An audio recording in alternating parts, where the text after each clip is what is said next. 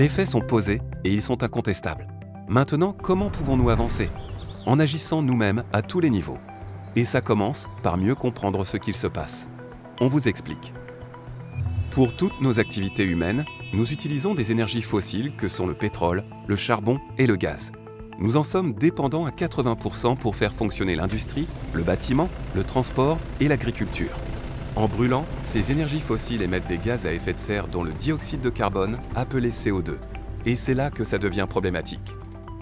Ce CO2 s'accumule dans l'atmosphère et augmente ce que l'on appelle l'effet de serre. Un phénomène au départ tout à fait naturel qui peut se comparer à une couette tout autour de la Terre, permettant de garantir une température vivable pour tous. Mais ce n'est pas fini car nous émettons d'autres gaz à effet de serre, tels que le méthane issu de l'élevage et le protoxyde d'azote que l'on trouve dans les engrais agricoles. Pourquoi parler de ces deux autres gaz à effet de serre? Tout simplement parce qu'ils sont beaucoup plus réchauffants que le CO2 et donc beaucoup plus dangereux. En résumé, nos activités humaines ajoutent des plumes dans notre couette et la réchauffent, ce qui provoque une augmentation inhabituelle de la température sur Terre.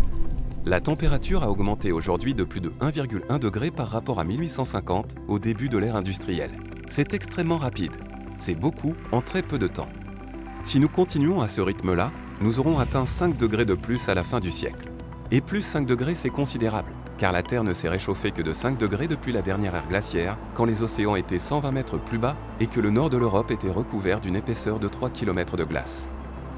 Cette hausse brutale des températures a un impact significatif sur notre écosystème. Premièrement, la fonte des calottes glaciaires et des glaciers entraîne la montée du niveau des océans, phénomène désormais irréversible à l'échelle de centaines d'années. Et des glaciers qui fondent, c'est aussi moins d'eau douce en aval. Deuxièmement, les phénomènes extrêmes tels que canicules, incendies, sécheresses, cyclones, crues et perte de biodiversité s'intensifient et se multiplient. Tout cela réduit les rendements agricoles, de plus en plus soumis aux aléas climatiques et au manque d'eau.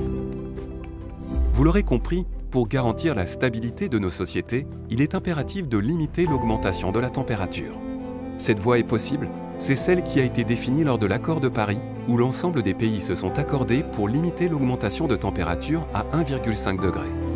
C'est un défi immense certes, mais pas impossible à relever si nous agissons ensemble.